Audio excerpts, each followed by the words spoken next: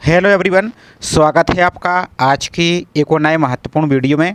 आज के वीडियो में हम बात करेंगे मध्य प्रदेश पुलिस मुख्यालय के द्वारा जो रिसेंटली मध्य प्रदेश पुलिस जो कांस्टेबल बैंड इसकी परीक्षा के लिए ऑनलाइन फॉर्म आपके फिल किए गए थे, जो कि 30 अप्रैल तक आपकी फॉर्म फिल करने की लास्ट डेट थी। तो इसका जो एडमिट कार्ड है, एडमिट कार्ड को यहाँ पर जारी कर दिया है 12 जून को ही लिंक आपकी ओपन हो चुकी है। अब एडमिट कार्ड कैसे आपको डाउनलोड करना है, आज की पूरी जानकारी इस वीडियो में हम देखेंगे। साथ ही बहुत से अभ्यर्थी के लिए यूजर नेम पासवर्ड भूल चुके हैं, तो उसको कैसे आप खोजेंगे, कैसे अपना एडमिट कार्ड को चेक करेंगे। साथ ही बहुत से अभ्यर्थियों के लिए उनका एडमिट कार्ड ओपन नहीं हो रहा है, तो वो क्या करेंगे, कैसे चेक करेंगे, उसकी भी जो जानकारी उचित समाधान होगा वो हम देखेंगे। इसके साथ किसी किसी के लिए आपको कैटेगरी में समस्या आ रही है, आपकी कैटेगरी कुछ आपने अप्लाई किया था लेकिन शो कुछ हो रहा है, तो उसकी भी जानकारी इसी वीडियो में हम देखने वाले हैं। तो वीडियो आपका डिटेल में होगा, तो वीडियो को आपको बिना स्किप किए पूरा देखना है ताकि आपको सभी जानकारी कन्फर्म हो जाए और स्टेप बाय स्टेप प्रोसेस को आप फिर देख भी सकते हैं। तो चलिए स्टार्ट करते हैं आज के वीडियो को। साथ ही आपने अभी तक चैनल को सब्सक्राइब नहीं किया है तो चैनल को सब्सक्राइब करके जरूर रख लीजिए, क्योंकि इसी प्रकार की आगे भी कोई भी अपडेट आएगी तो आपको इसी चैनल के माध्यम से जानकारी आपको मिलती रहेगी। और हमने फॉर्म फिल का भी आपको वीडियो प्रोवाइड किया था, तो आप इसको भी यहाँ पर आप देख सकते हैं। और वीडियो को लाइक कीजिए, चैनल को सब्सक्राइब जरूर कीजिए। तो आपको अपना एडमिट कार्ड को चेक करने के लिए सिंपल आप अपने मोबाइल फ़ोन से भी चेक कर सकते हैं और लैपटॉप पीसी से भी आप चेक कर सकते हैं। प्रोसेस सभी का सेम रहेगा। तो अपने ब्राउज़र में आपको टाइप करना है MP ऑनलाइन और आई फॉर्म है और सर्च पर आप क्लिक कर देंगे। अब जैसे इस पर क्लिक करते हैं तो आपको जो पहली लिंक दिख रही आई फॉर्म MP ऑनलाइन लिमिटेड, इस पर आप इस प्रकार से क्लिक कीजिए। क्लिक करने के बाद आपको इस प्रकार का पेज दिखेगा, तो आपको जहाँ तो इस पर क्लिक कर सकते हैं या आप इस पर कट कीजिए। कट पर क्लिक करने के बाद अब यहाँ पर आइए आप, तो आपको यहाँ पर जो दिख रहा है रूल बुक, यदि आपको सिलेक्शन प्रोसेस के बारे में जानकारी समझना है तो रूल बुक को डाउनलोड करके आप पढ़ सकते हैं। इसका देखिए जो एडमिट कार्ड दिख रहा है, इसे एडमिट कार्ड की लिंक पर आपको व्यू पर क्लिक कर देना है। अब जैसे इस पर क्लिक करते हैं तो आपने जो स्टार्ट में ही ऑनलाइन फॉर्म फिल करने के लिए आपने जो प्रोफाइल बनाई थी उसमें आपका यूजर नेम था, तो वो यूजर नेम यहाँ पर फिल करेंगे। आपका जो पासवर्ड था वो पासवर्ड यहाँ पर आप फिल कर देंगे। जो भी आपको कैप्चा दिख रहा है, स्मॉल है तो स्मॉल, कैपिटल है तो कैपिटल, सेम टू सेम यहाँ पर आपको फिल करेंगे और लॉगिन पर क्लिक करेंगे। लेकिन बाई चांस बहुत से अभ्यर्थी के लिए यूजर नेम आप भूल चुके हैं और पासवर्ड भी भूल चुके हैं, तो वो आपको कैसे मिलेगा, तो थोड़ा सा और स्क्रॉल करेंगे यहाँ पर आप, तो जो आपको पहला ऑप्शन दिख रहा है ये वाला फॉरगॉट यूजर नेम, तो इस पर आपको क्लिक करके आपको अपना पहले यूजर नेम को यहाँ पर फाइंड कर लेना है। तो यूजर नेम को फाइंड करने के लिए जो आपके प्रोफाइल में मोबाइल नंबर लिंक है वही mobile number same to same fill कीजिए। आप अपने यहाँ पर डेट ऑफ बर्थ फिल कीजिए और इस कैप्चा को यहाँ पर फिल कीजिए और सबमिट पर क्लिक कीजिए। तो आपका जो मोबाइल नंबर उस पर एक आपका यूजर नेम सेंड कर दिया जाएगा। अब बात आती है आपके पासवर्ड की, तो आप दोबारा से इसी प्रकार के डैशबोर्ड पर आएंगे।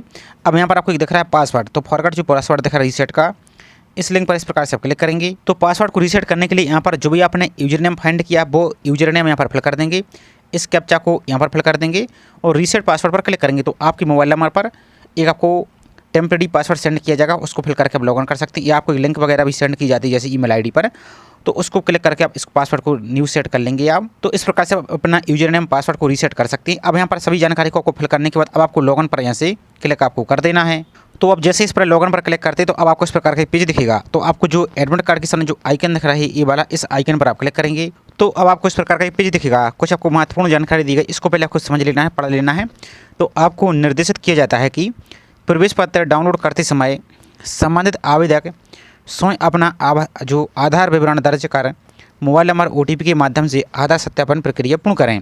यदि किसी आवेदक की प्रोफाइल में किसी अन्य व्यक्ति का आधार विवरण दर्ज पाया जाता है तो संबंधित आवेदक की अभ्यर्थता निरस्त की जा सकती है। यह आवेदक यह सुनिश्चित करें कि जिस आवेदक द्वारा आधार सत्यापन प्रक्रिया पूर्ण की गई होगी उसी का बायोमेट्रिक सत्यापन आपका एग्जाम सेंटर पर किया जाएगा।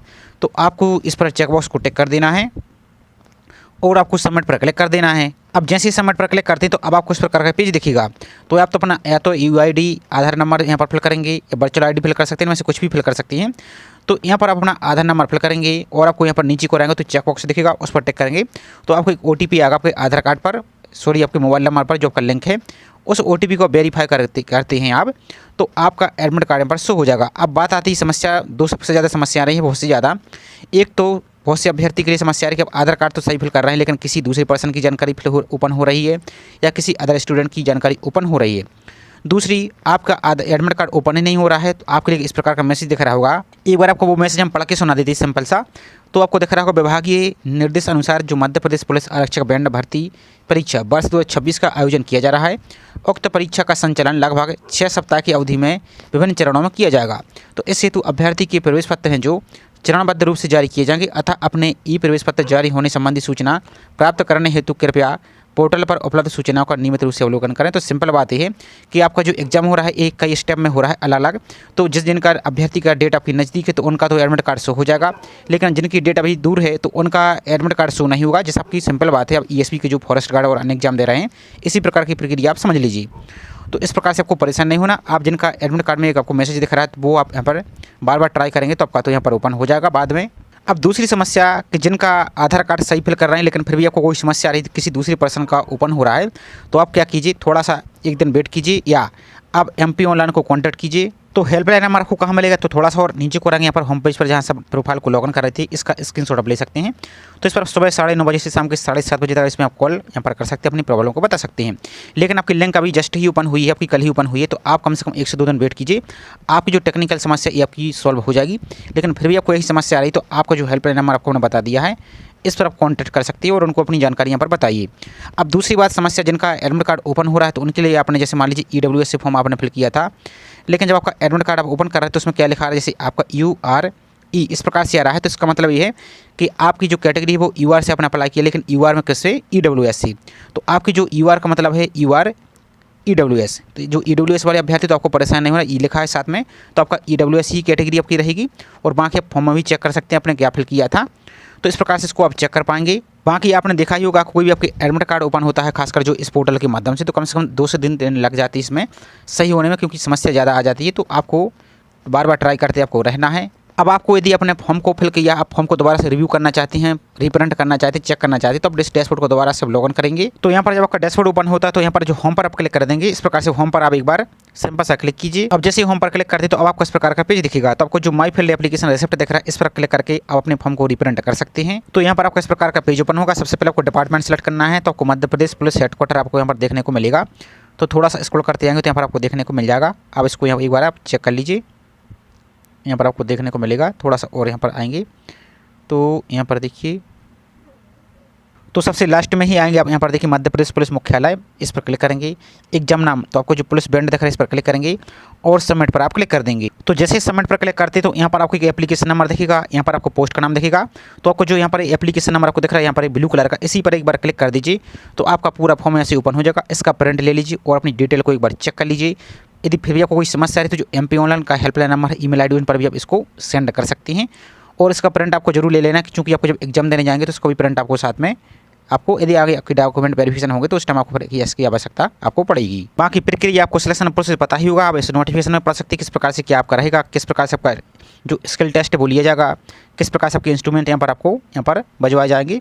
तो इस प्रकार से इन सभी को यहाँ पर देख सकते हैं। जो पार्ट E है वो तो सभी के लिए यहाँ पर कंपलसरी, जो भी आपने यहाँ पर इंस्ट्रूमेंट को सिलेक्ट किया वो पहले से यहाँ पर बजाया जाएगा। पार्ट B आपका ये आपका ऑप्शनल है, यदि आप इसको भी सिलेक्ट करते हैं तो फिर आपको एक्स्ट्रा यहाँ पर बोनस नंबर आप मिलेंगे। फिर उसके बाद आपका फाइनल यहाँ पर मेरिट सूची तैयार की जाएगी, यहाँ पर भी आप पढ़ सकते हैं। तो इस प्रकार से इसको आपको चेक कर लेना है। बाकी फिर भी आपको कोई समस्या आ रही तो कमेंट करके पूछ सकते हैं, और आपको हमने हेल्पलाइन नंबर आपको बता ही दिया है तो उस पर भी आप कांटेक्ट कर सकते हैं। लेकिन कम से कम 1 से 2 दिन आप वेट कीजिए, आपकी जो टेक्निकल समस्या है इसमें ये आपकी सॉल्व हो जाएगी। तो चलिए मिलते हैं इसी तरीके से एक और नई जानकारी के साथ। जय हिंद।